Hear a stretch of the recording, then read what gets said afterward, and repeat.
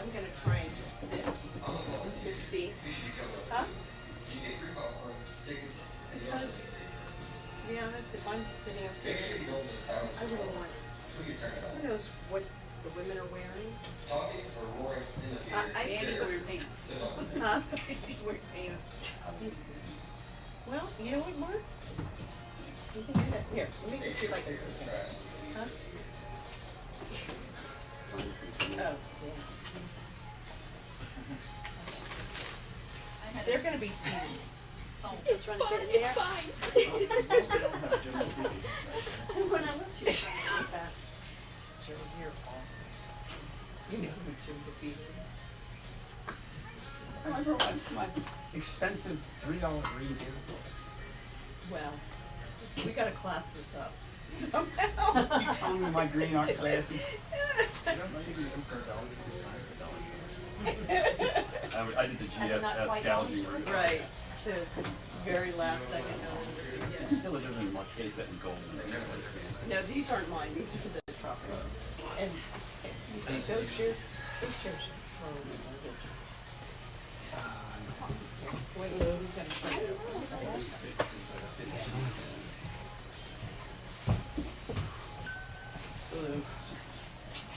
Your mom made it behind the table. I'm not sure she's getting out though. It's a tight squeeze. We are just trying to figure it out. Yeah, it's like the same age. Literally. This looks familiar. Yeah, definitely. Okay. So everybody's smaller than you, right? Would you rather just do it without the table? No, Mark just suggested This is that. Just pass the mic. This is That could be the candidates, and then these, Hey, Darren. There's nothing more than 2 people at a How you time. doing? right. Thank you for your help. And in one case, there's only one, because. I think Yeah. we're asking for that thing. I think I told them hard out at So we can 7:30, take but this expect off. It'll be shorter than that because there's something. There are 2 of those round cafe tables. 2 people Oh, yeah. could share one, and 2 could share the other. They do come down height-wise. You wanna do that? 10 till 5. Yeah, I know. Anytime. We've got a, like, Oh yeah, are we putting the panelists up here too? I'll put them in the front row. no, we're putting the panelists up here too. This was This is the- so intimate, I thought you could just see through here. Yeah, but that, for streaming, that's not Triple is standing on the desk. I just, the, 2 round. No, keep on standing. anyway, And using the rounds to, as a prop. Okay. So that's just people talking. I don't think we need to do. You know, it's an hour and a half though. Well, yeah, that's right. So I'm thinking how long. So I'm quite sure the time I mean, we could bring the chairs. My, usually this low. I'll tell you, this we decided that. So can we bring this somebody out? who couldn't- Can we bring this out into the hall so you guys can put their stuff Yeah, on it? yes. You guys will take that and. And then, like I said, we could just leave it like this. We put the banner over there. True, Or we could bring those 2 round. And you know, Where's this going? I think the panelists, though, they have notes, so they can keep them in their lap. Yeah, okay. That's, I think the banner is larger than that table, though. it Oh, is. yeah. It is. Well. Yeah.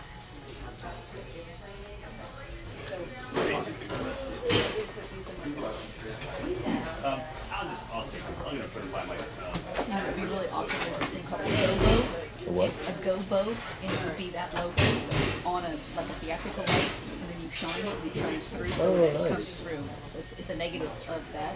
Yeah, well, I have the logo and stuff. I wonder if they could project it up there. I don't know about this projector. I'm just saying it would be it cuts off. a theater theatrical light about that big. Yeah, and it projects. It's just a light. That's all it is. It's a light.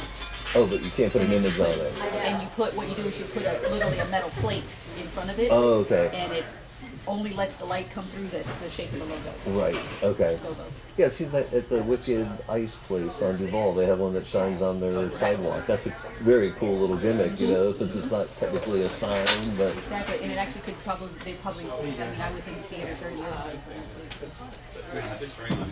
Well, we only have. you calm down now. Couldn't get none of that hyper stress you had last time. my only stress was learning that big ass board, and I'm like, well shit, if you're gonna stay up here and run it, then you run it. But show me let me see what all those mean. Yeah. Every Oh, board's is a that little not your different. stuff? Yeah, that's mine, Oh, but okay. at Tennessee Williams, you know, it's a like one board. Yeah, that was a bigger board too. It's huge. Yeah. Yeah, he said that, you know, every like a big touring, because it's a touring facility that is a Broadway place, that they're all the same. So that when they come in, all the directors and tech directors know what Yeah. technology is, and they're like going, whoa, whoa, whoa. She came out, she was diagnosed with COVID today. Bobby is the mother of my married nephews. I'm married, my nephew. How you doing? So it's Chad's niece and nephew. Who And is Tommy Chad? is Gracie, who's Bobby's daughter, who's Okay. going into school in Stetson, valedictorian in Stetson. Okay. Yeah, she's getting her law degree, and Tommy is her brother, and that's Bobby's son, and their mother was Chad's sister.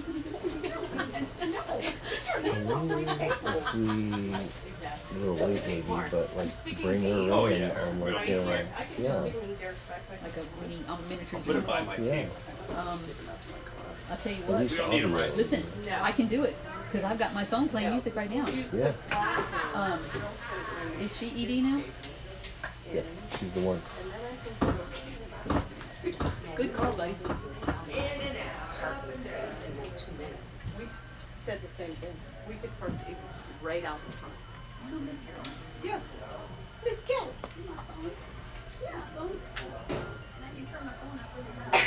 Here. Mute. Okay.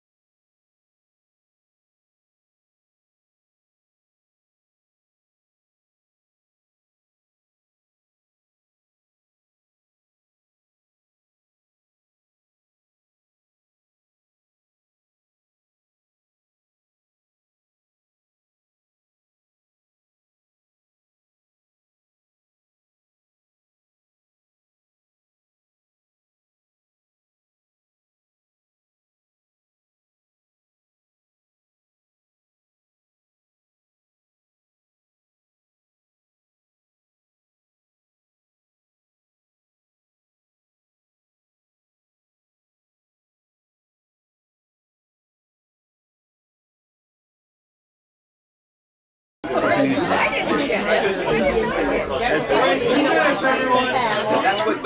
don't know why they're hard to go see. I wouldn't Thank you. I love your glasses.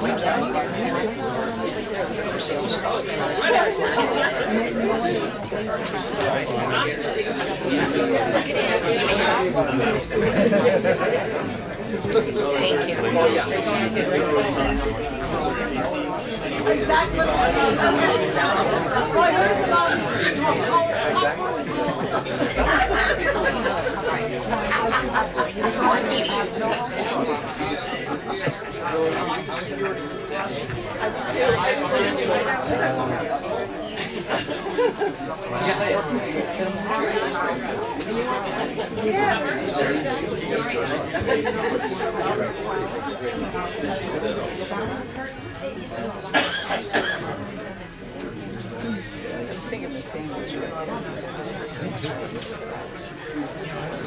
Hey Robert, how are you? There's a seat right here. Just one if it's open.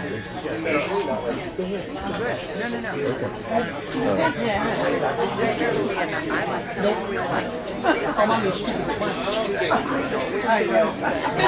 watch how the people I just It wasn't. It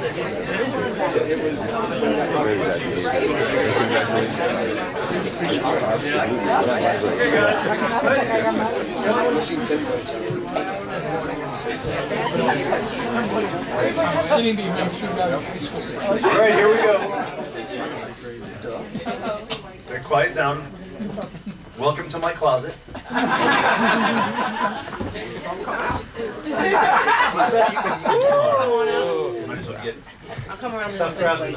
Because we're very tight in here tonight, we were supposed to be in the big Carper Theater, but have you ever had a day or an event where everything fell into place just perfectly and it was just amazing? Well, this isn't that.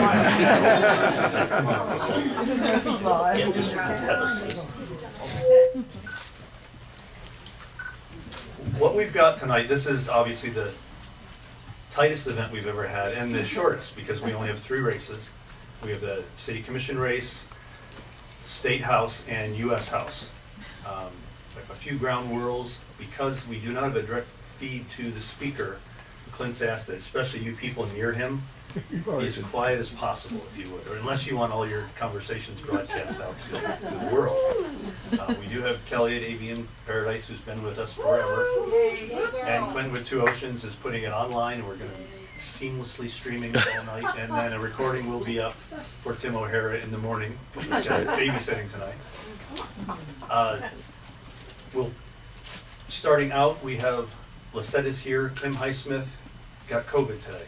She let us know earlier. We were going to try to do for a first time some kind of electronic communication, but she said, and I think we had an event with Terry where that if you're not thinking clearly, it's probably best to just not do it. So we're going to get going. Before we start into the questions with Lisette, we had a couple of people, I think. Terry, why don't you come up and just, did you want to say thank you to the voters? I do. It'll help kind of break the ice for everybody. And as usual, if anybody's watching online, text me or Clint and let us know how terrible it is or how wonderful it is. 2 people will say how wonderful it is and 80 will tell us that it sucks. Terry, you have the floor for right this moment. Oh, thank you so much. And I do want to take the time to thank everybody who came out and voted in the primary. It's a real honor to serve my 3rd term as mayor of this incredible community. Growing more incredible every weather event that you get through, because it's it's just such a compassionate community. And I want to tell you this because we have friends in Fort Myers and we have friends in Inglewood, and we really are very fortunate as a community. And I know that people took on water. We are going to make sure those houses are repaired. By the time we wind up, we're probably going to have about 300 homes that are barely livable, and that's 5% of our housing units in the city of Key West. So that's an impact. We do have crews out there all of your yard waste is gonna be picked up. I'm just using this as a commercial time. But all of your yard waste will be picked up. We had to have our trucks certified by FEMA before we could even go out for one load. And with everything that was going on up north, it took them till Friday to get down to certify us. So as soon as we got certified, we hit the road. But you know what kind of debris we've got out there. But we will get around to everybody. We're gonna be clean. We're gonna get people back in their houses. And we're just gonna be a happy little Key West again. But thank you so much for your support. It's an honor to continue to serve as your mayor. Now you wanna come down? This is your one opportunity. Thank you. Take your time. Thank you. I'm Al Kelly, your county court judge-elect, and I want to thank the voters for entrusting me with this position. We actually started the campaign in October of 2019, and the plan was to meet as many voters as possible to give them as much information as possible when they went to the polls. I've been an educated electorate. I want you to know not only who you're voting for, but why. My friend and the friend Jason is here in the audience. I want to thank Jason for the campaign that he ran as well. It was an honor to run against somebody who ran a clean campaign like that, and I appreciate that very much, Jason. I also want to thank Hometown, because starting with the call for candidates back in March, you gave the voters an opportunity to get to know the candidates and their backgrounds. As a candidate, that's the hardest thing to do, to get your name out and tell people why they should vote for you. And Hometown gave us that opportunity, so I want to thank you for that. The position that I'm entering into starts on January 3rd, but we've already started the transition process. I've been meeting with the judges, the court staff. I've already hired my judicial assistant. I'm attending as many hearings as possible so that the transition into the court will be seamless. Again, I want to thank everyone. I promised the people of Monroe County that I will treat the people who come to my court with dignity and respect. I will rule fairly, impartially, and according to the law. Thank you. Thank you, Al. I was about to tell him to wrap it up. Would be the first time I get to do it for free. Any other newly elected officer or officials here? Huh? I don't think so. Why don't we get right into it? We have our panelists here today. Why don't you each introduce yourselves? Mandy, you're reaching for the mic, so go ahead. Hi everybody, thanks for coming. My name's Mandy Miles, editor of the Keys Weekly newspaper. I've been here in Key West for 24 years, since 1998, spent 21 years with the Citizen, and now going on 3 or 4 years with the Keys Weekly. So happy to be here, and thanks to all of you for coming. Did Seymour get COVID too, or is he? Who? No, I'm sorry. Chris came, the Chris Seymour from the Key West Citizen was completely overwhelmed and just couldn't do it. Okay, anyway. I'm Joe Moore, US 1 Radio. I've been here living in the Keys for 6 years, working at US 1 Radio ever since Bill Becker retired, which is what, 2.5 years ago, 3 years ago. I have my wife with me to keep me up to date on the dates and times and all that. But looking forward to this. Thanks a lot for coming out tonight. Hi everyone, I'm Jennifer Hulse Russo. I guess I represent the business sector of the panel. I have lived in Key West for about 15 years or so, and practiced law for 17 years. I started when I was 3, and the past few years I've kind of entered another realm, owning businesses in Key West. So I have experienced a little bit of everything, and I was actually on the Key West Citizen editorial board for a few years. So. Done a little bit of everything, but happy you're here, and I love doing this, so it's great to see everybody. Thank you, guys. So we're starting off just as smooth as everything else of this event is going. For the Key West City Commission seat, Kim Highsmith called today and has COVID, so we only have one candidate here. But we don't want to take away from her time because of that. So the one rule I would say, though, is since Kim is not here to really respond or defend herself, it goes without saying, but we figured we'd put it out there anyway.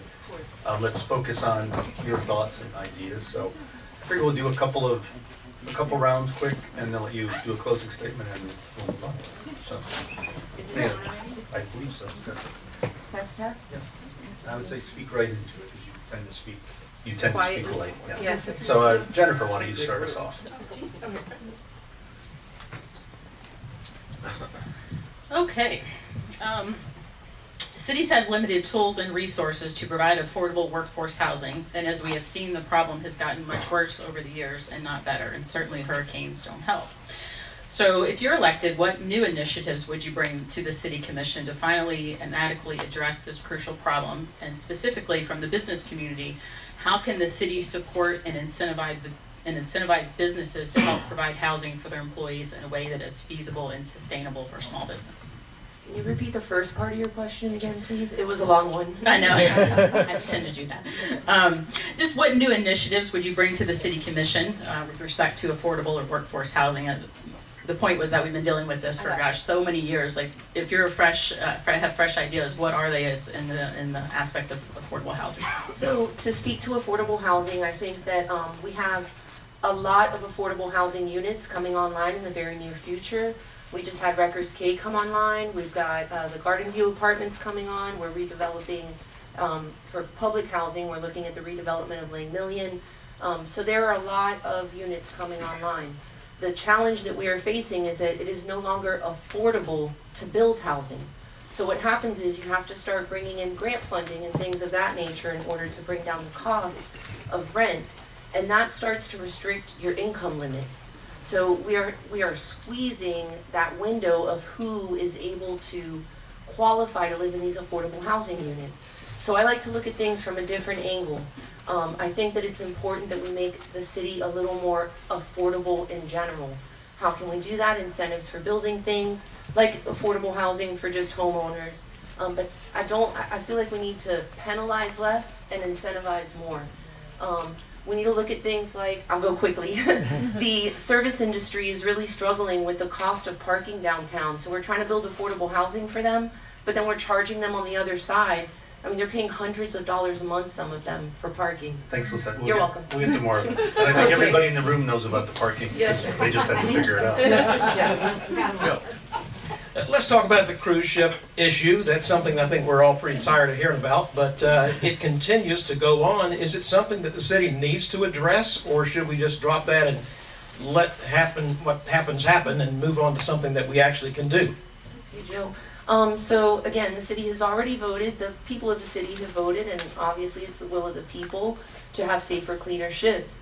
But if we narrow the conversation to only that, we are missing so many more things. I think we need to broaden the conversation to safer, cleaner waters and address that with things like cleaning up of derelict vessels. Mangrove cleanup is another major issue that we can look at and do something about right now without having to fight down the line and spend a lot of time. Those other things take time. Let's do things that we can affect change immediately. Derelict vessels, safer, cleaner waters, cleaning up the mangroves, and mooring balls. That's the other thing that I think if we get more people to be able to tie up to the mooring balls, we'll have less sewage pumping into our waters, and we can all use the beaches again. My family would like to do that. The last 2 times we've gone, we haven't been able to because of EPA warnings. This question was going to be for both candidates, but obviously you'll be the only one. Both of you are new first-time candidates and political candidates, and my question was just what 2 names of people in town would you consider your top campaign advisors throughout this process? That is a very good question that I don't know if I can say 2 in particular. I've got a great team of about 10 advisors that I speak to for different issues. Every one of them is knowledgeable in different areas, so I turn to them for what they are knowledgeable in specifically. So I guess it depends on what the subject matter is that you're talking about. I mean, are you talking about specific subject matters? Anything, or nothing specific. If there was just not generally, no, ma'am. Okay. It's more of a team effort, and again, it depends on what those specific subject matters are. I'm not going to ask somebody who understands about water quality questions about safety and transportation. So I'm lucky that I have a great team of advisors, and they're all very, very smart in everything that they do. Thank you. Yeah. Jennifer. After the next election cycle in 2 years, we'll have at least 3 new city commissioners since our longest serving commissioners are termed out under the new city charter. If you were elected and you end up serving on a substantially new commission, what would you like to change about how the current commission operates, and what would you intend to do differently? So one of the things that I've learned really personally in the last week since the storm is we have to communicate with each other and stop having less meetings and take more action.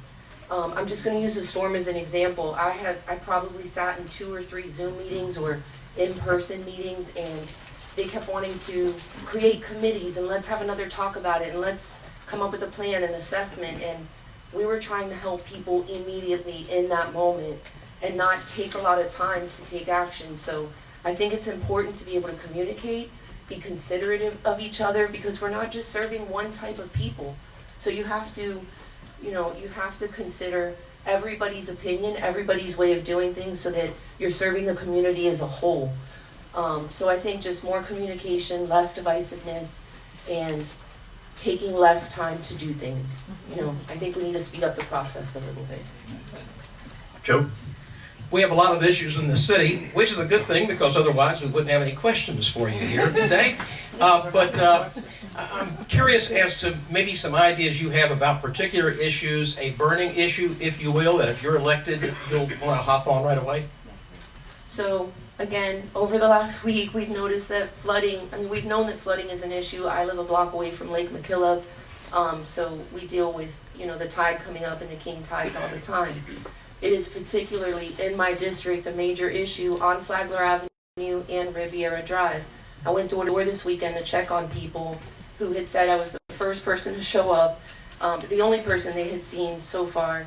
And I think that it is so important to address this flooding issue. There are homes who have lost absolutely everything.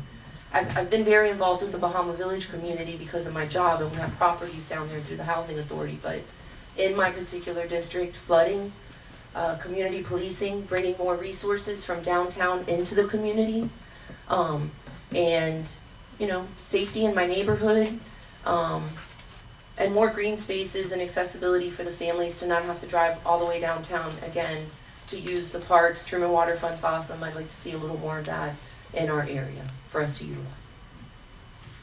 Mandy. And a lot of other stuff, but I feel him like breathing down my Mandy. The city is currently, obviously, as you know, in the process of, they've hired a consultant and are in the process of revitalizing and redeveloping Mallory Square. There's an ongoing online survey asking residents and visitors what they want from Mallory Square. What would your priorities be for it? And also, how would you work to implement or fund any plan that the Sasaki group comes up with, and so it doesn't just become another report on a shelf? So I've been very much focused on my district because that's where, my voters and my constituents are right now, and it doesn't really seem to be a concern for them. That's not at the top of their list of priorities right now is Mallory Square. From a personal standpoint, which to me doesn't matter too much because again, it's the will of the people that you have to represent, but the vendors down at Mallory Square, I think let's not lose the uniqueness and the kitschiness of Key West and try to make it too mainstream. People come here because we're different. So let's try not to make things too much like every other town. But again, I haven't really spoken much about that to my constituents because it's not really a concern for the families they're not thinking about that or talking about that right now. Sorry, I couldn't answer more. That's fine. That's 2 full rounds, so it seems odd, but That was fast. how about a couple minute Okay. closing statement, or Okay. And I'll make it somewhere around brief because I have to get back to work. I'm working on the hurricane relief quite a bit. So I just want to say, on November 8th, please go out and vote. I'm taking questions all the time, 305-797-6800 to get a hold of me.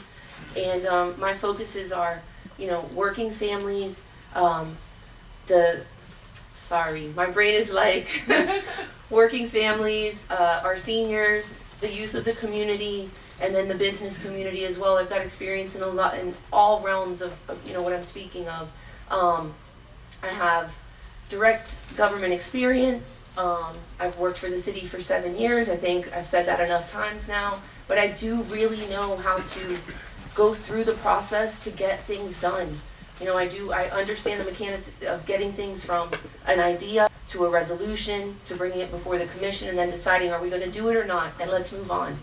So, I don't know, there's a lot to talk about, so please call me, go to my website, check on my Facebook page, I'm very active on that, and I'm happy to answer any questions, and I'm here to listen to the people and see what the will is of the people and what they would like. Thank you, sir.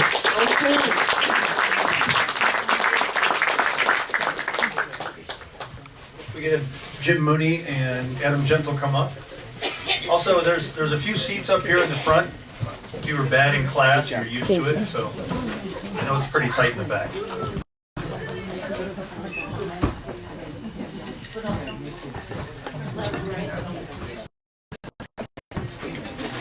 But you're the Republicans, sit on the right. I'm a Republican, I get to say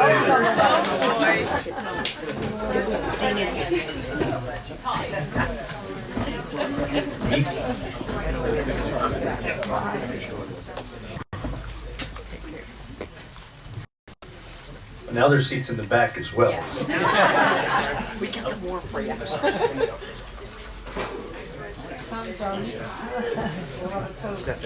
Hopefully this is a very quick call. Okay, see this goes along with everything else of this event. Never had a candidate get a call. At least it's not God.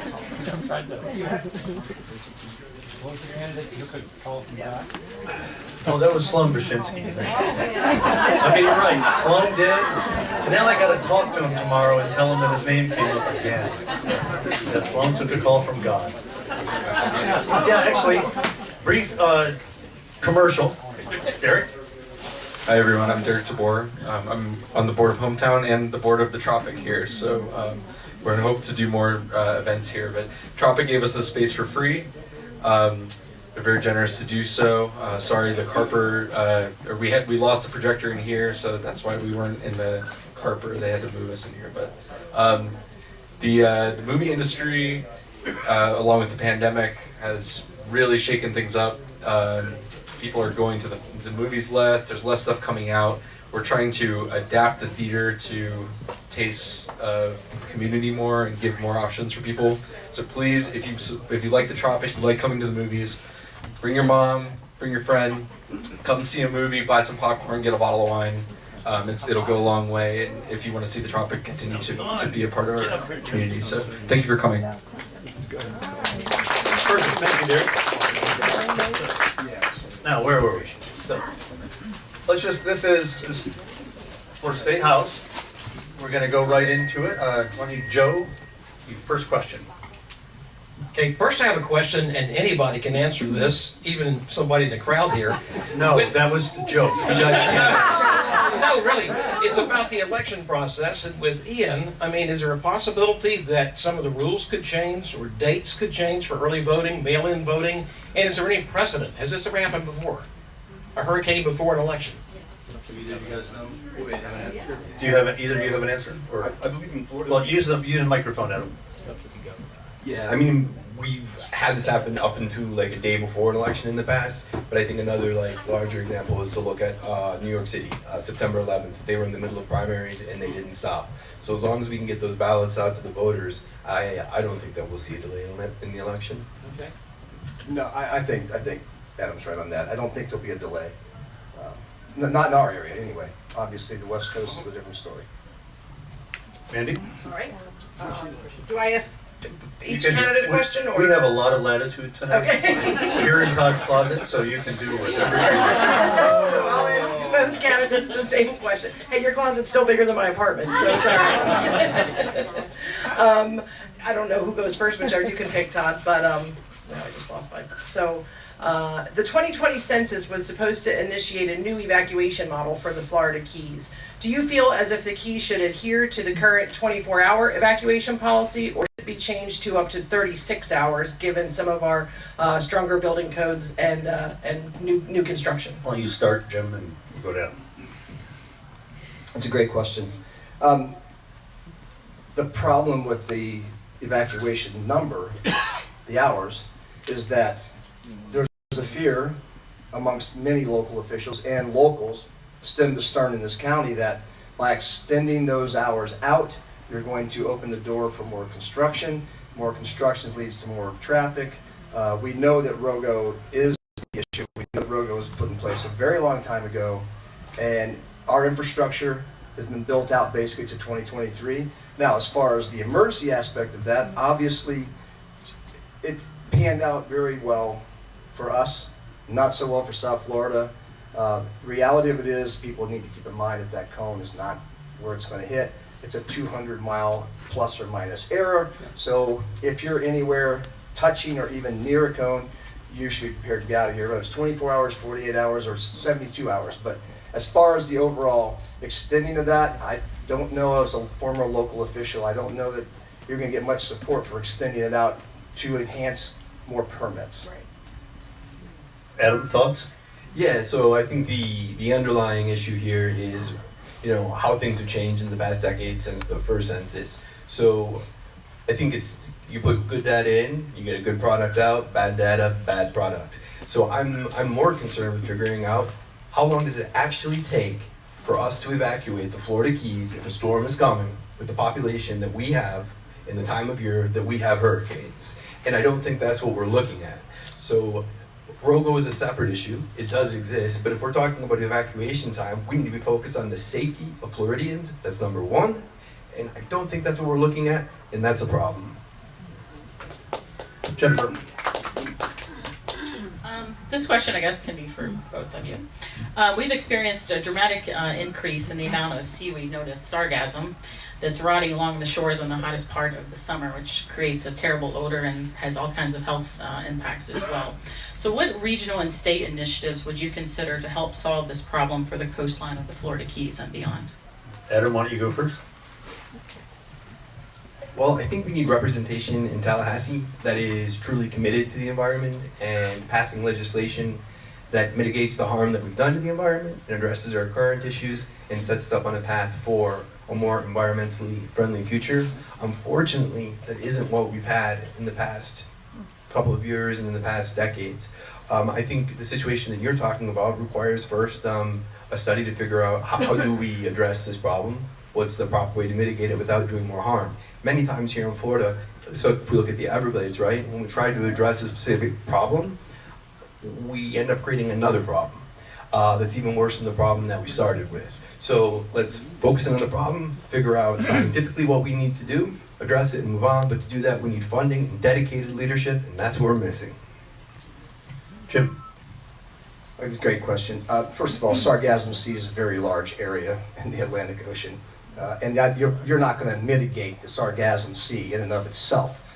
Having grown and lived here my entire life, I can tell you there's less seaweed here now than there ever used to be. The good thing is no tar balls in it, but it used to be even worse than it is now.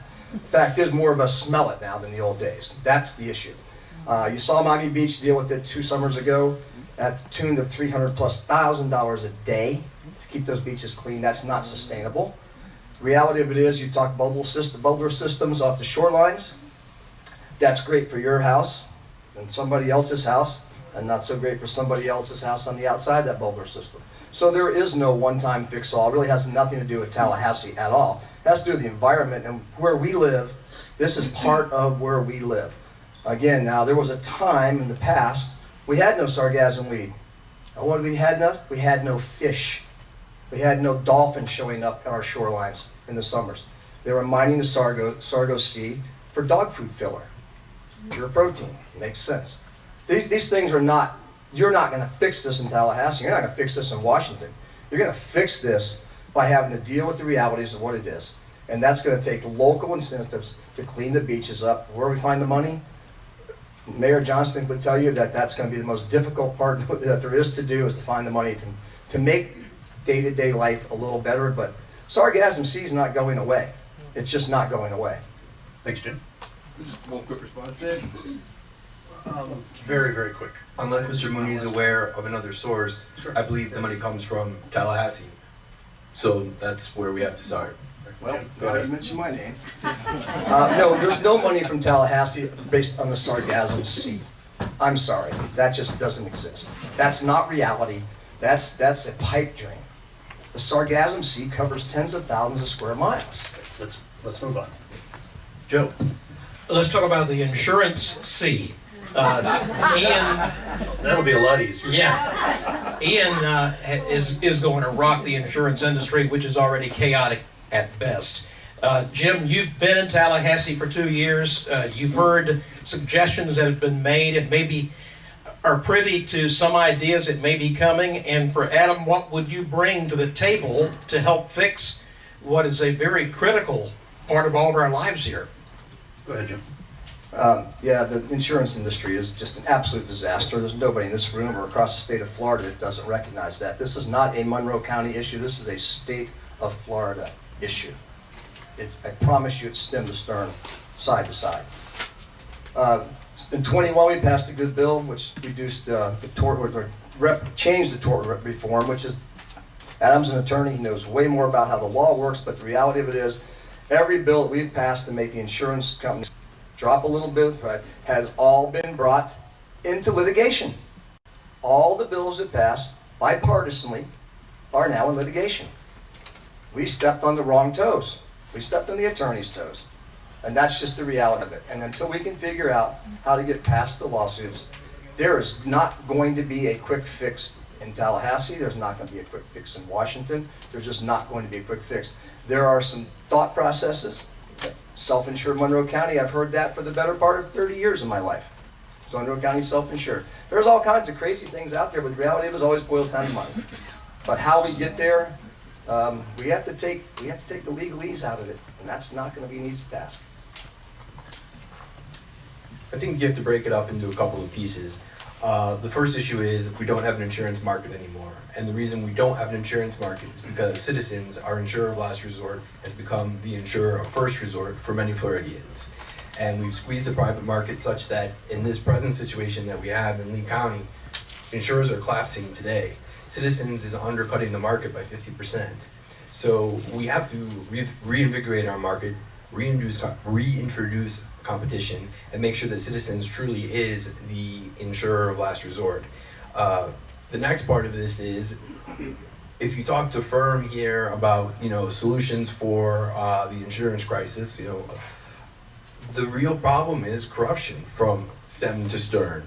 It's corruption in claims, it's corruption in rackets between builders and insurance companies. That needs to be investigated. And I think that there's also something with the time frame of filing claims. It used to be 5 years, now we've got it down to 3 years. But I think if you have an insurance claim on a hurricane, you can probably figure that out within a year. I mean, I'm sure some people in this room have already filed their claims for the hurricane that just happened.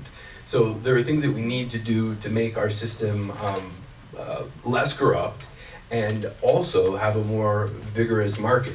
And really that stuff isn't that complicated, so I don't understand why we're not able to do it. We had a special session this summer to try to solve this problem, put $2 billion into CAP. That money's already gone. This is gonna be the first issue that we deal with when we arrive in Tallahassee in November, so thank you. Mandy. This is a question that was submitted. They provided us questions that were submitted by hometown members, so I want to make sure I get to some of those tonight. And this question was specifically for Representative Mooney. In your radio ads leading up to the primary, you referred to Democrats as being lawless, among other things. Do you believe Democrats are lawless? Can you give examples of this lawless behavior, and can you explain how you can represent all residents of District 120 if and when you believe half of them are lawless? Well, I do not remember the lawless part of it, to be honest with you. No, do I not believe that Democrats are lawless. I have tons of Democratic friends, tons, not only locally, but in Tallahassee, who I've sat with, who are very good people.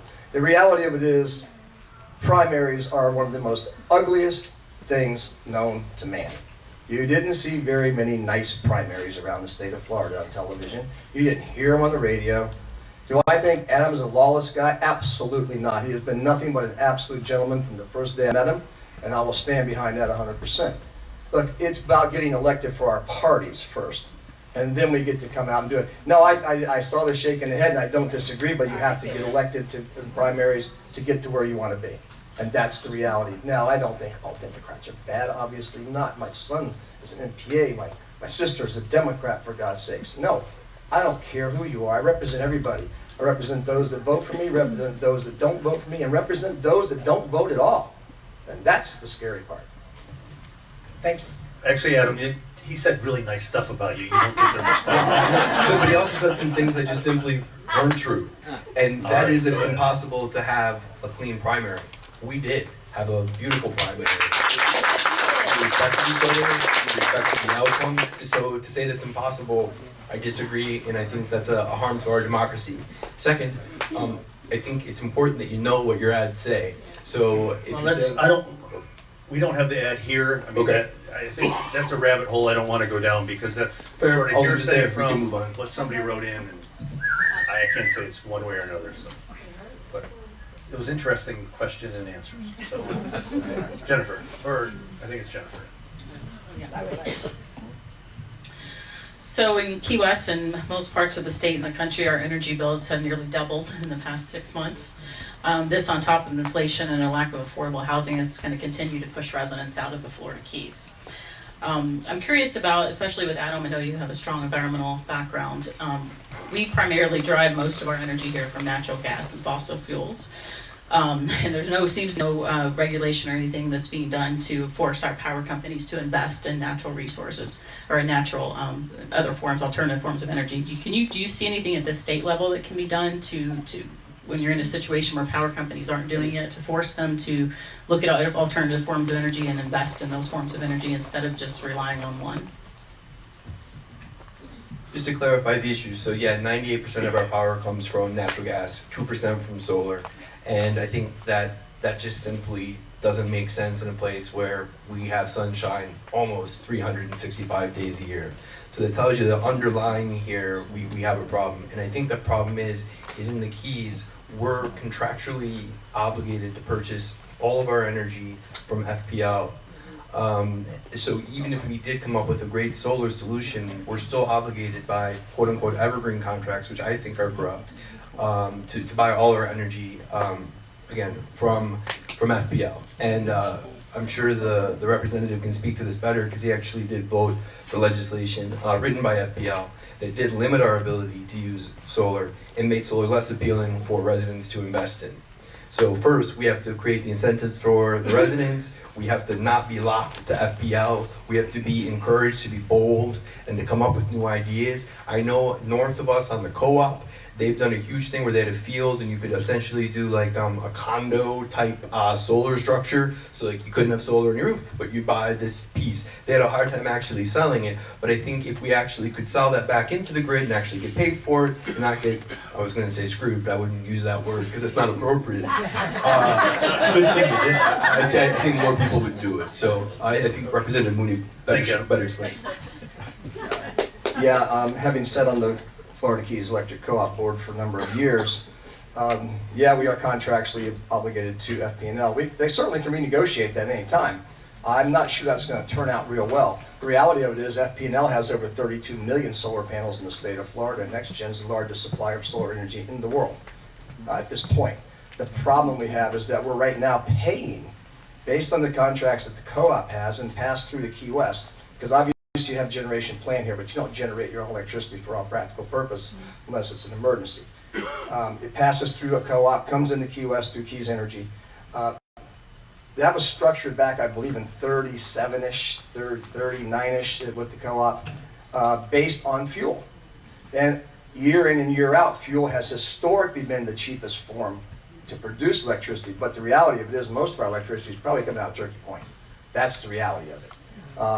The solar panel issue has also reared its ugly head, in case of those of you that don't know about it. You're now being dropped if you have solar panels on your house by your insurance companies, because there's no structural engineering when they're attached. So that's created another monster. I'm not against solar energy at all. Are you kidding? It's like, I agree 100%. It's like it should be a no-brainer. I believe in tidal. I believe in tidal energy. Again, the environmental group will not go along with that. It's also, you're going to end up killing tons of little baby fish and blah, blah, blah. The reality of it is energy is not a simple industry to understand. It's not a simple industry to regulate. And I do think this country ultimately is moving, just not going to be fast enough for any of us, unfortunately. I'd like to respond to some factual problems. No, the audience has, well, that's your facts and his. We'll let the audience objective facts, but argue with me. Joe, let's move on. Jim, looking back over your 2 years in Tallahassee, what do you think are among your biggest achievements? But I think, first of all, what's important to remember and understand about the position, we're basically tasked to represent the stakeholders within the district. So if Mayor Johnston has an appropriation or she has a need, if the county commission has needs, they are usually coming directly from the citizens to them to be relayed back to the Tallahassee constituents. Senator Rodriguez do the same thing in Washington, D.C. The accomplishments are, first and foremost, we all know stewardship money is the single largest thing Monroe County must have to continue to work on this environmental issues. We brought home $40 million in 2 years, a total of $80 million in the first term. Yeah, I'm very proud of that. Somebody said to me during a thing that, you know what, who cares? How hard is that? It's very hard. We've been very blessed, by the way, and I tell people, do not hold your breath. The economy will not continue to run at warp speed forever. It will slow down. It will come crawling back, and there won't be $40 million or a guaranteed $20 million. So there are a lot of accomplishments out there. I mean, there were some great bills passed, the city of QS with workforce housing, working with the sheriff's office. That was something you had to explain to those that are going to vote on it. Remember, it's not a five-person commission. It's not a 10-person commission. It's 120 people. So you got to change a whole bunch of votes. You got to make them understand why we need these things in Monroe County. It's not easily done, but I have the institutional knowledge and my lifelong history here. Thanks. Actually, are you up, Joe? I was going to ask Adam a question as well. Not the same that's one, fine. obviously, because That's it wouldn't apply. But one of the things you talked about was small business, helping small businesses. Here in Key West and throughout the Keys, we're losing businesses because they don't have people, because they can't afford to live. What other things do you see as being problems for small businesses? Is it a local, a state, a federal thing? What can be done to help these people? With the workforce issue, I think this is a combination of a local, state, and federal problem. And I think, again, you need to break it into a couple of pieces. But it's also important just to get the scope of this here. This isn't unique to Monroe County. In our District 120, folks in Homestead are dealing with the exact same thing. So, and it goes back to affordable housing. So the first thing that we need to do is get insurance rates under control so people can afford to actually live in a place. They can buy a house, pay a mortgage, and pay their insurance and live there. We need to bring energy rates down by diversifying our sources of energy. So we're not paying a huge percentage of our income in energy, and bring that down, and the housing costs come down. I mean, the free market will work if we let it work, but we've gotten in the way with so much baloney, and we've been so derelict in our duties, focusing on issues that don't affect, that don't help the lives of Floridians. That we're not just doing this. We're not even doing the simple things that we could be doing to try to make that situation a bit better. The other part of this is, I think it's critical that Tallahassee not preempt local laws when it comes to Airbnbs and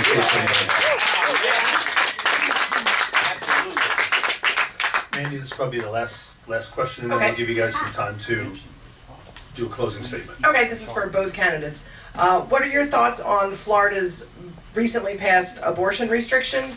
And if you do believe that life begins at conception, please explain how that is a religious, how that is or is not a religious distinction.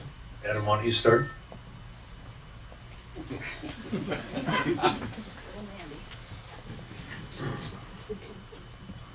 I think that it's disgusting that any politician in Tallahassee thinks that they have a place in the doctor's office when a woman and her doctor are making one of the most difficult decisions that she will ever make in her life. Now, the solution here, hopefully, is that thankfully in our Constitution here in Florida, we do have a right to privacy. That's something we seem to have lost in our federal Constitution. In Florida, it's actually written out. So it's my position that based on our Constitution, any regulation on a woman's body by Tallahassee is unconstitutional. Unfortunately, the situation that we have right now is so repugnant that a victim of rape or incest would be forced to carry the fetus to term because representatives like Mr. Mooney think that they know better than the mother. And that's not how I feel. Thank you.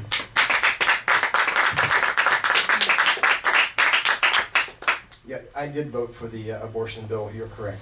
I do not think that I know what a mother or a wife or a daughter knows.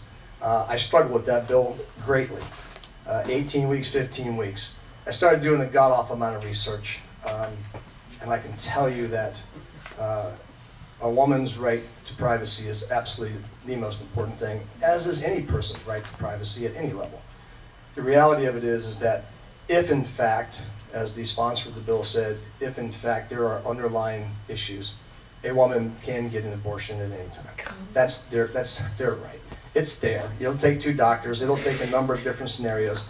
But that doesn't make it right or wrong. That just makes it what it is today. And honestly, this has been going on since I was in high school. It's sort of repugnant that we're even discussing it at this level in 2022. When you're like, no. The fact that this is still an issue when in fact it was settled, but the Supreme Court has obviously turned this thing upside down. Ma'am, stop. Yeah, my job is to look at the facts and deal with them, and it's not a subject that is going to be easily satisfied. You're not going to make anybody happy in this. There are no happy people in this at all. There are those that believe, those that don't believe, and there's somewhere in the middle. That's the reality. Yeah, it's a very difficult thing, but I voted the way I voted. Hey, everyone, ma'am, we've been through this before. I know this is a hot subject, but we're not doing that. This is the candidate's time, not your time. And ma'am in the black, please stop it. Well, or then go outside. Be good. We're almost...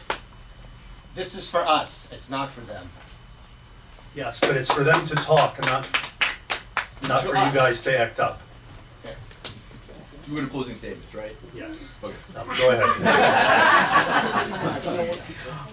I think it's really important that when a politician does something or says they're going to do something, they do it. So it's baffling to me how someone could vote to restrict a woman's access to health care and then go on the radio time and time again and come here today and sit down and tell women in this room that, hey, don't worry, there's a workaround. It's just ridiculous. If this were heart care, if we had heart disease, and Mr. Mooney decided the procedure was, because of his whatever, unethical, we wouldn't tell the patient, oh, don't worry about that one. We're going to give you the workaround. This is healthcare, bottom line, and women deserve it, and you have no business regulating it. And it's not repugnant that we're dealing with it, because you and your colleagues raised the issue. Yes. You wrote the bill. You did it.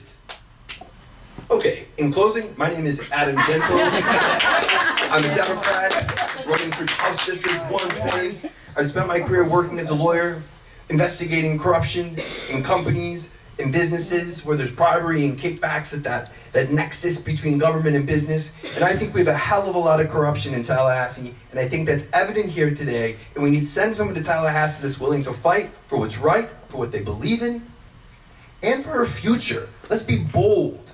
Let's be fresh. Let's come up with new ideas, new solutions for the next generation, and not be stuck in ideas that are 30 and 40 years old, because that's all we know. Thank you.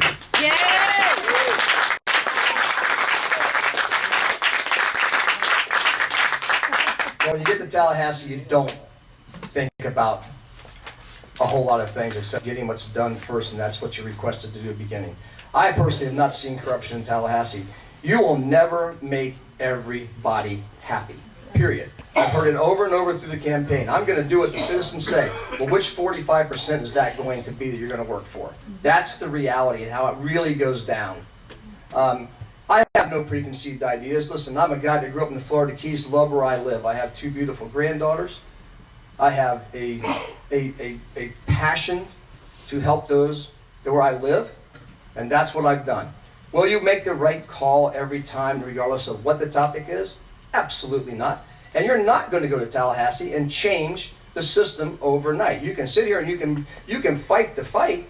And by the way, I respect everybody. You watch any meeting, you'll see me sit in that chamber while 2/3 of that chamber is empty, and you'll see me sitting there, listening to those on the other side, listening to my own party. I want to find out all the facts and make sure that I have the best available facts to base my decision on.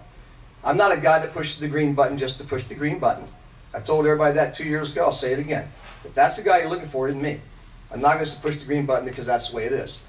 I stood for what I stood for. I voted against the infamous 1557 bill, for those that don't know what that is. That's the infamous gay bill. That was a bill that was not where it needed to be. Not where it needed to be. I took a lot of heat on that in case you guys missed all those television ads and all those radio ads.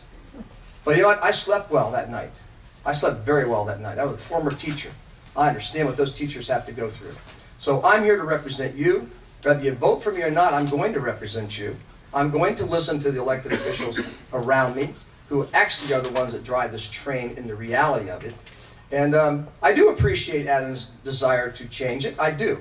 I was there once in the local government, and I thought we were going to change the world. It doesn't work like that. So I'm Jim Mooney. I respectfully ask for your vote on November 8th. Thank you. Thank you, Jim. Thank you, Adam.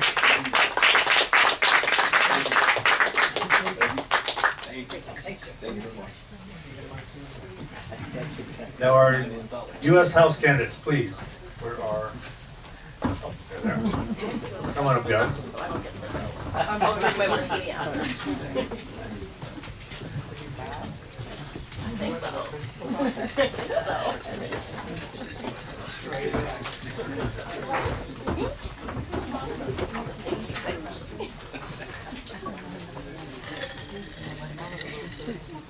think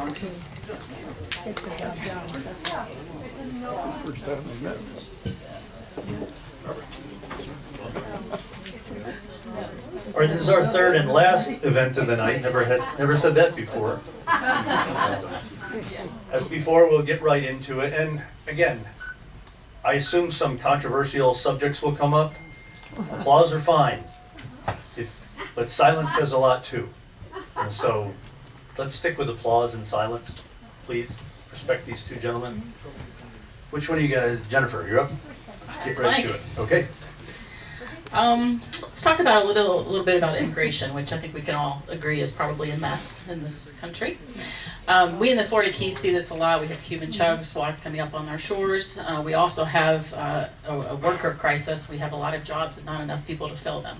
So I'm interested from the candidates, would you be interested in changes to the immigration system, specifically that would allow working, even undocumented immigrants, a right to at least work and stay in the United States, and maybe potentially a path to citizenship? Let's start. Robert, why don't you start? Good evening. For those of you that don't know me, I'm Robert Asensio, running to be your next congressman in NFL, or Congressional District 28. So yes, I believe that we must document those that come in. I believe our system, first of all, I'll go back and say that our system is, the immigration process has been broken. It's been played by both sides of the aisle, mainly the GOP. I will tell you that there's much more work that we must do, but allowing people to be here and not give them an opportunity to work is actually immoral on my part. Some of these people pay taxes, all of these people pay taxes, and a lot of them are dealing with the issues that impact each and every one of us. So I believe that there must be change, and I'm willing to work with each and every one out there that wants to get change done. Carlos. Thank you, and I believe that we can reach some kind of accord with comprehensive immigration reform after we secure the border. And the problem is that we don't have a secure border. When you have over 2 million people crossing into the United States illegally, apprehended, those are the ones we apprehend. There's another 1 million people that actually cross that we know about. We don't know who they are, where they're going, what they're doing, etc., because of the Biden administration's policies, which changed the Trump administration's policy that had to reduce this kind of flow by 90%. But that's one issue. The other issue is we're enriching the Mexican cartels. They're making over $1 billion a month off human trafficking. That's immoral. Over 750 immigrants have died at the Mexican border. That's immoral. We need to send a clear message that, hey, we want immigration, but we want legal immigration.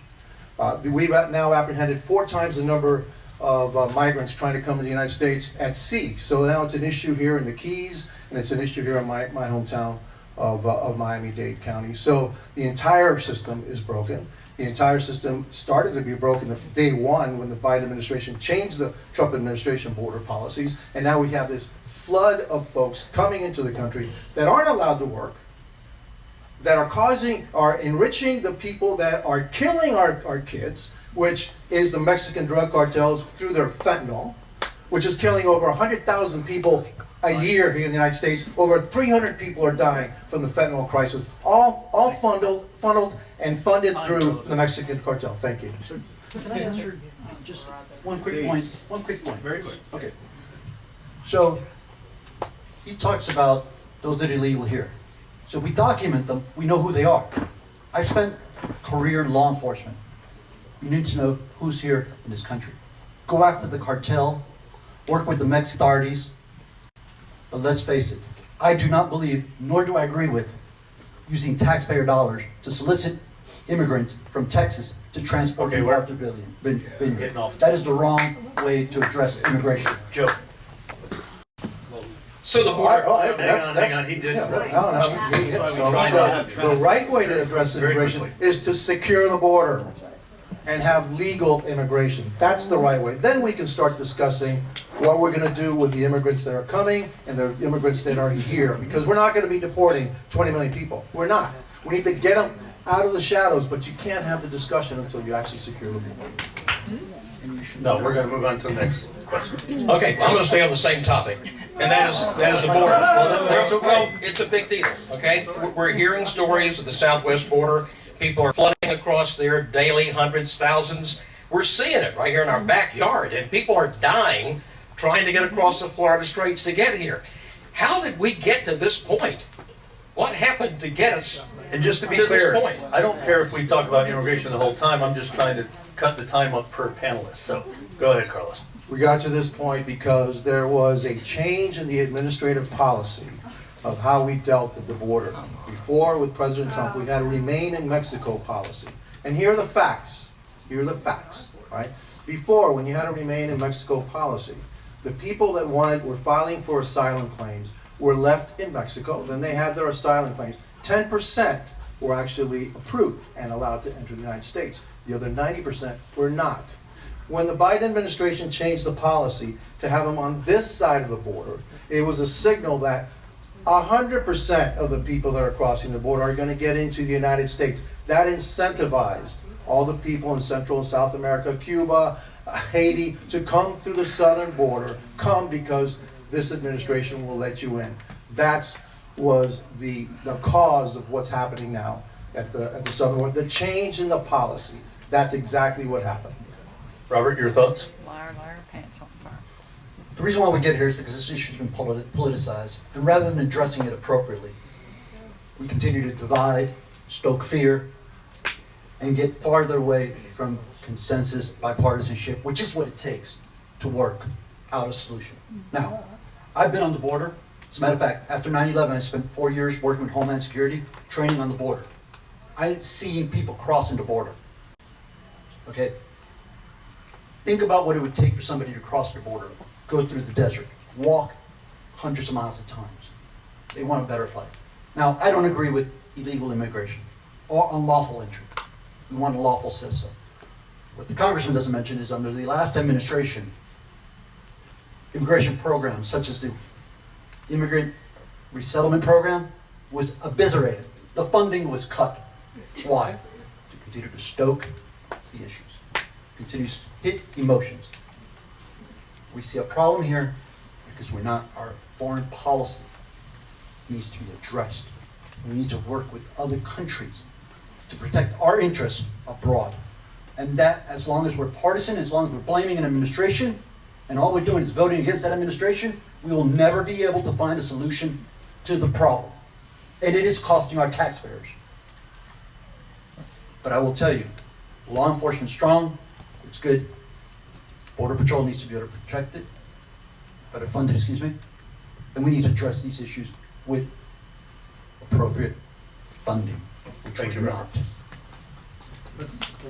It wasn't really specific, and we just to go over the rules again. If you guys mention each other, you're just giving the other one more time. So, just Mandy. Your name there. Mandy. This is another member-submitted question regarding student loan debt forgiveness. Those in favor of debt forgiveness say that big debt keeps people from starting families, buying homes, making other large purchases, and contributing to the local economy.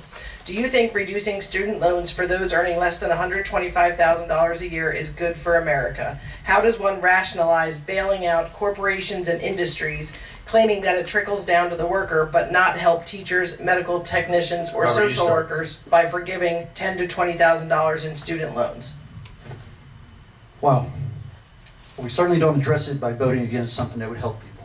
I just paid off my student loan. For anybody here that has advanced degrees, anybody knows that has a degree, has debt, knows how taxing it is on a person's life. We know that colleges, universities, financial programs that loan the money can be considered predators. Yes, they are predators because they don't provide the relief to the students who have the debt. Now, I must say that our district covers University, FIU, Florida International University, Miami-Dade College, and yet we carry the most amount of debt, Keys College. Why would we not want our students, our future workforce, an opportunity to improve and contribute to the economy when those corporations and those banking institutions are taking their dollars and indebting them at times for life? That is wrong. We need to work for those, our future workforce, if we want to improve our society. Carlos. Yes, I voted against it, and I voted against it because it's going to add to the national debt. Now that it started out as a $300 billion, maybe $300 to $500 billion cost. Now the estimates are it's going to be $1 trillion. Wow. Now, if you all don't know what $1 trillion is, if you put $1 trillion end on end, how far do you think it goes? Around the world? How about from here to the moon? No. Here to Mars? No. It goes to the sun. 92 million miles. That's how much $1 trillion is. And this administration has spent over $4 trillion.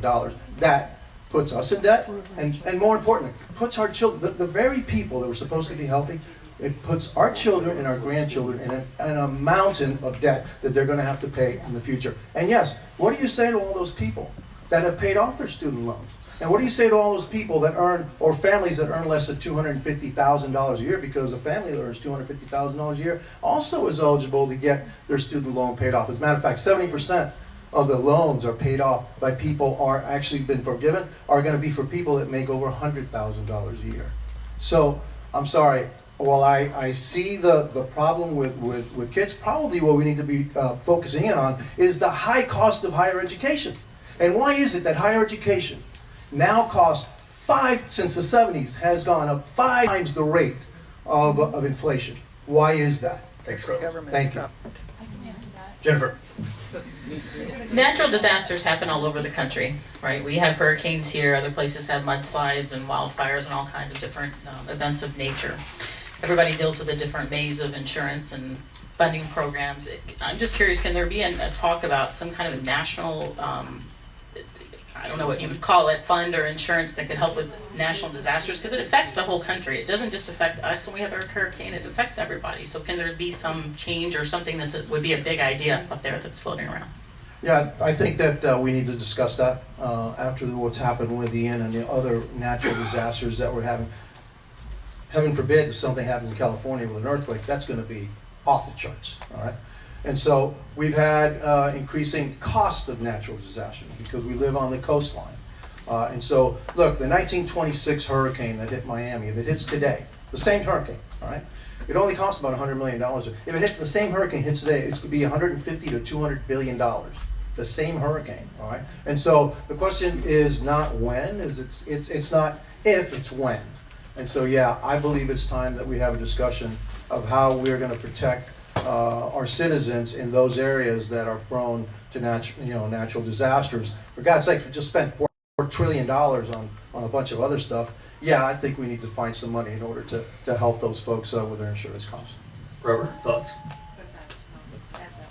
So we have 3 branches of government, co-equal branches of government.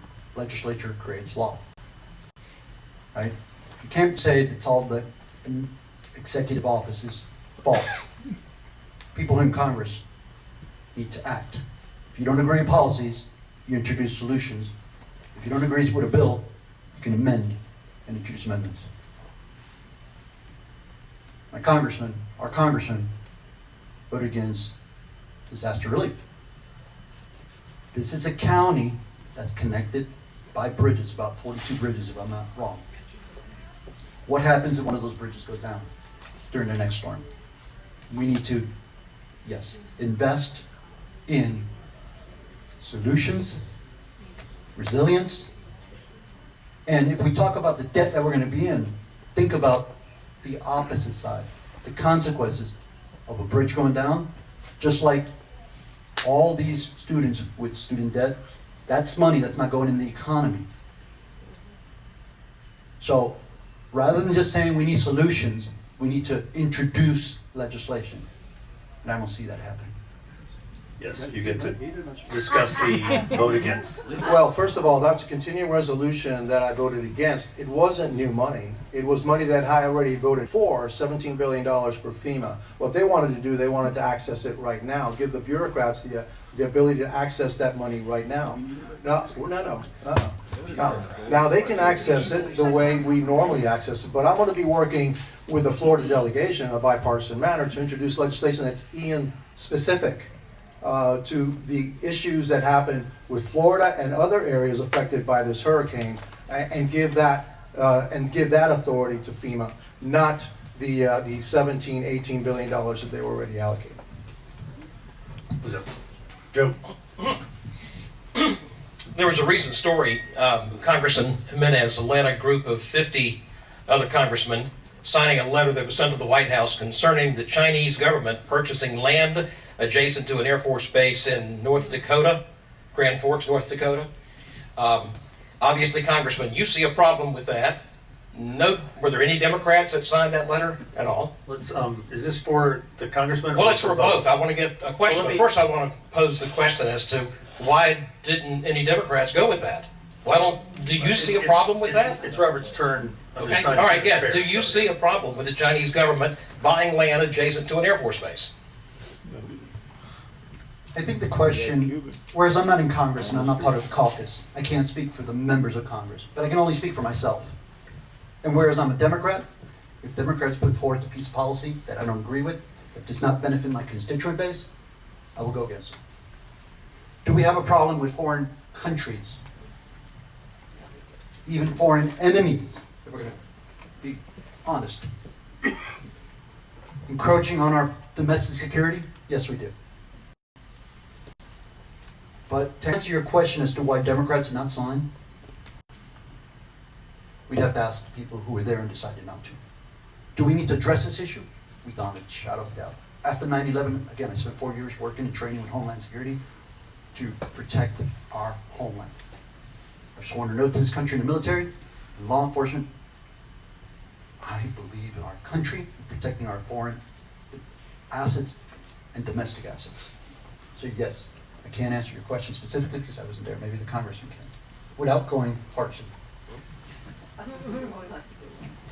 Well, the Democrats normally go in a block, and so there's moderate Democrats and more liberal Democrats. But when they vote, they actually vote in a block, and then I've seen them time and time again. And so, no Democrats joined the letter. Yes, it is a great concern of mine that we have companies that have ties to the Chinese Communist Party that are purchasing land close to very sensitive military installations. And I don't think they're doing that, to be nice people. All right, I think China poses the greatest existential threat to the United States, our security, our future. By the year 2049, they want to be the dominant economic power of the world. By the year 2049, they want to be the dominant military power of the world. And why is it 2049? 100-year anniversary of the revolution. That's why. And that's what we're facing. Folks, we are facing, an enemy that wants to dominate the world. And I don't know about you, but I don't want my children or grandchildren to live in a world that's dominated by the Chinese Communist Party. I fled Cuba. My parents came here for a reason, all right? And if that somehow now becomes the dominant force in the world, where are we going to go? you know? And so, yeah, I'm gonna fight, you know, tooth and nail against any intrusion and any influence of the Chinese Communist Party here in the United States and around the world. Can you just, one piece without hitting the congressman? No, we're moving on. I mean, we had your, I think they deserve to hear. you had your opportunity and he had his. We're moving to the next question. Mandy. Okay, for both candidates, are you in favor of term limits and/or mandatory retirement age for Congress and the presidency? Carlos, you first. Look, I'm not in favor of mandatory retirement ages because we're biologically different. Some people are more capable at advanced ages than others, okay? And so, no, I don't believe in that at all. It's age discrimination as far as I'm concerned. You have to demonstrate, you know, your capability, and you can demonstrate that capability, I'm fine with it. As far as term limits, there is a thing called term limits called elections. Elections turn you out, all right? And in this particular district, you know, we've had this thing flipped 4 or 5 times. And so the people determine the you know, the term limit of the people that they elect. And so no, I'm not a huge fan of term limits. Robert. Yeah, I'm with the congressman. I don't agree with age. However, I do agree that we need to reconsider term limits in the Congress. Because whereas we have a democratic process, other parts of the country will only vote one person or one party in, and that is part of the problem. So I would love to look at term limits that are within reasonable time of the congressman learning the job and working for the people. And the last thing I'll say is, we're going to look at our enemies. Let's consider Russia, Cuba, Venezuela, and all these other totalitarian governments that will like nothing else to do than to encroach on our securities and freedoms. Jennifer. Do you support, both of you, and you support any changes to gun control laws or policies, in particular with those weapons and all the weapons that are used in mass shootings, and what can we do about that? I guess Robert. So, do we have unnecessary deaths because of gun violence? Absolutely. Way too many. Mass school shootings, high concentrated population areas, mass casualty shootings, they seem to be the calling of those that want to cause harm and make it safe. Are we going to remove every long gun, high-powered rifle from every household? No. However, can we institute common sense policies, better safety nets within policy? Yes. The federal government has a Title III, I believe it's Title III, where if you want to buy a machine gun, you have to qualify, you have to apply, you have to have insurance, you have to be bonded. Our police officers go to constant training. We retrain them for proficiency, and we hold them accountable. And when they screw up, we address it. So the fact that a person can buy a high capacity, rapid firing, multiple round firing firearm, long gun, over the internet is unacceptable. We need greater pieces in place that are safety measures to prevent a Uvalde or any of the mass shootings that we have had. I've seen children die of violence, and I think they deserve it, our community deserves it, our seniors deserve it, everyone in this country deserves it. And we need to stop the partisan divide that refuses to address this issue. Thank you. And so as Congress, in Congress, I voted affirmatively to close the loophole on background checks. But I voted against a ban, and I'll tell you why. The way we need to protect our children is by protecting our children. If you somehow think that somehow new gun laws are going to somehow protect our children and protect Americans, we have plenty of gun laws. It's crazy people that go, and people that want to make a statement, or they want 15 minutes of fame. You have to actively protect the children. That's why, as mayor of Miami-Dade County, after Parkland, we spent $20 million to put a police officer in every single school in Miami-Dade County. And that's why I have the endorsement of the PBA. That's why I have the endorsement of the Fraternal Order of Police, because they know I am, pro police. I am pro protecting our citizens and our children. And so, if I guess I'm halfway, right? I want to support the Second Amendment and our right of citizens, of lawful citizens, to have guns, but I also don't want folks that shouldn't have guns to have guns, and that's why I voted for the universal background check and closing those loopholes. Probably down to our last question. One of you guys got a burning great question that no one else stole, Joe? and you can't take that. They're looking over my shoulder here, but there's no question about it. I think everybody understands that fossil fuel is not our future as far as an energy source. The problem is how we get there and how fast we push towards that. You've got some states, California's already set an end date on the sale of gasoline-powered automobiles. Would you be in favor of that for both of you here? And how quickly should we push this agenda getting away from fossil fuels? Carlos first. Okay, I would not, because this hurricane should teach you something that we need to get out of. Once you want to get out of the state of Florida, can you imagine if everybody had electric-powered vehicles trying to get out of the state of Florida? Right now, the technology is not right there. So I believe in all of the above energy, all of it. And by the way, the world is going to need more fossil fuels for the next 70 years. Why shouldn't it be American fossil fuels? We produce it 40% cleaner than anybody else. Matter of fact, if we exchanged American natural gas for Chinese coal, we could probably reduce worldwide emissions by 50%, because China, not the United States, China is the world's biggest polluter by a factor of 2. And yet, they're not even supposed to start the reduction, according to the Paris Climate Accord, until the year 2030. How is it that we allow the world's biggest polluter to actually, which right now is actually opening up a new coal-fired electric plant every week, to go scot-free? Yes, we have to do more here, but we also need to point the finger across the way to China and say, hey, why don't you exchange your coal-fired electric plants with our natural gas, and we could actually do a heck of a lot better for the world than forcing us to do all the things that the Biden administration is trying to do. We're not there yet. We're not there yet. We need to, and all of the above energy solution, and that's where I'm at. Robert?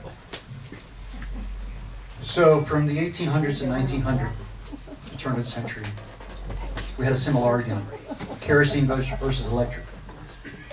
We got over that. Do we need change? Absolutely. I'm for it. Now, we just escaped a big one, storm.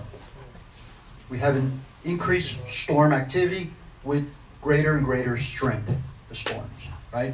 Green gases are what's warming the planet. Fossil fuels are contributors to that. If we don't take action, not only are we going to hurt our ecology, not only are we going to hurt populations, we're going to hurt our economy. So anybody who sits here and tells you they vote against it because it's going to hurt the economy, I'd say look at the other side. It's going to hurt the economy if we don't. What'll happen if one of those bridges, like I said earlier, gets taken out by a storm? We have a congressman who's voted against the Inflation Reduction Act. We have a congressman who's voted against, sorry sir, what's your vote? The Protecting Our Children's Act. Let's stop going along with the partisan ideology, and let's work for the American people and our country's future. We all can do better. We all deserve Okay, better. Robert, it's time, and you're getting way off subject, and you've brought another subject in, so Carlos gets to respond if he wants to, but very briefly. Yeah, the infrastructure plan, we already had 700 billion that was already in infrastructure, for infrastructure spending. They added another 600 billion of all this other stuff, the Green New Deal, et cetera, that the administration want to do, and add more to our debt. So that's why I voted against it, because we already had $700 billion in the infrastructure bill for infrastructure, real infrastructure, and that's why I voted against it, and I'm glad I voted against it. Well, thanks. All right, that's it. Any questions? Let's do our closing statements. I'm going to remind you guys again, we'll do about 2 minutes, get your points out, talk about yourselves. If you bring the other up, I'm going to let them respond. So, Carlos, why don't you start? Thank you very much, and let me say that it's been an honor to represent the people of Florida's 26th, soon to be Florida 28th congressional district, and I'm very honored. Being in Congress is a great honor. If you all don't know who I am, I'm Carlos Jimenez.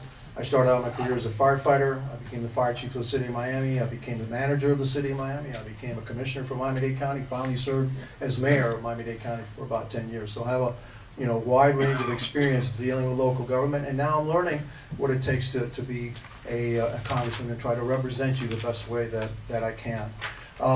My commitment is to America, a commitment to Florida District 28, the state of Florida, and finally America. And it consists of a secure America, America that has secure borders, a safe America where we're going to, our plan is to add 200,000 more police officers at the local level to reduce crime. Also, to make it difficult for prosecutors that don't do their job, basically prosecuting crime, to continue to not prosecute crime, because we've seen the crime wave that's happening all around the United States.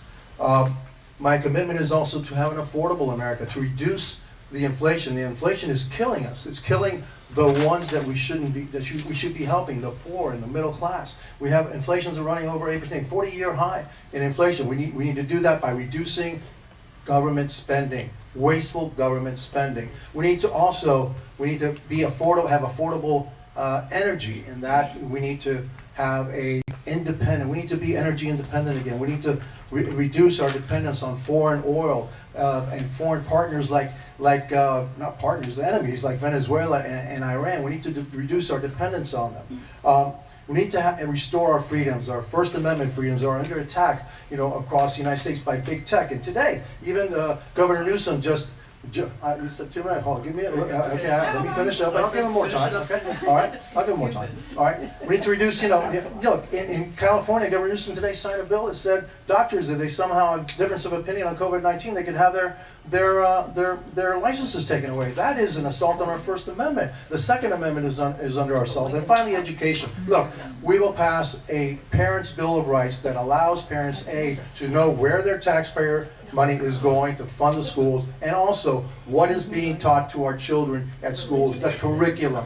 We need to take charge of what's happening in our schools, and so that's our commitment to America. And if I'm elected your congressman, all right? Oh boy, that's way back. Okay, if I'm elected your congressman, I pledge to vote in favor. And the first thing we're going to do, we're going to eliminate the 87,000 IRS agents that this administration has coming after us, you and me. Thank you. God bless you. Thank you very much. Thank you. Stop with the booze. Just to be clear, how much time was that? 3 minutes. All right. Robert, you have 3 minutes. And you have 3 minutes. All right. Be good, everyone. So, I'm sitting up here because I want to represent you. I've started my public service 34 years in the military reserves, law enforcement 26 years, and 2 years in the Florida House. Yes, I only spent 2 years in the House. And then I thought I was done. So, I believe in representative government. I believe that we deserve more than what we're getting in Washington and Tallahassee. I believe we need public servants who are committed to the issues of which the communities they serve are of greatest need. I believe that a woman should have a choice, and no one should dictate what she does or does not do with her body. I believe that our children should be safe, our community should be safe, and that we need to go to Congress not to vote against your vote on issues like the presidential election, the cruise ships, economic issues, schools. We need to make sure that we, in Congress, represent public health, women's health, children's health. We need to negotiate with, or allow for Medicare to negotiate prices in medicine, like insulin. We need to reduce the cost of insulin. We need to stop the partisan divide that prohibits or is an obstacle to those industries that are stealing our money. They're predators. We need to address corporate greed. And we need to quit with this and misinformation, because it's what's confusing everybody and has many people checked out. We need to fight for you, the voters. And if you're like me, to do just that. I will be your representative first, and I will make sure that I fight to ensure that every dollar you deserve comes back to you. The policies you want addressed in Congress are addressed. And guess what? If the other side, or even the president or the administration, introduces a piece that I don't agree with, that goes against your interest, I will introduce amendments, try to change it, or policy pieces to do just that. Thank you. My name is Robert Asensio. I ask for your vote. Thank you. Thank you, gentlemen. That concludes tonight. If you still want to join Hometown after all this, we would love to have it. We are volunteering. Have a great evening. We will see you all in about a year and a half. Wow. There you go.